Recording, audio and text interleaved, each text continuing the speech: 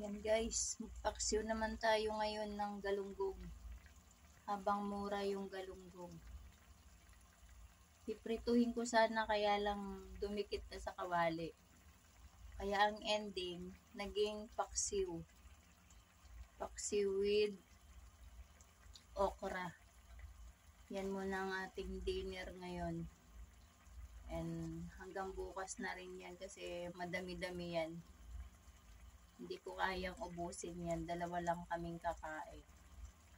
So, sinamantala kong maggalunggong habang mura pa ngayon. Malapit na siyang maluto guys. Konting ano na lang. Konting kembot na lang to. Maluluto na. So, atin mo nang tikman kung ano na yung lasa niya. Medyo paksiw na malapot.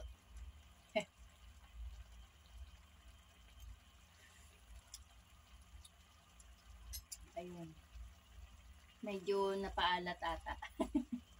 So, ayun lang guys. Thank you for watching. Bye.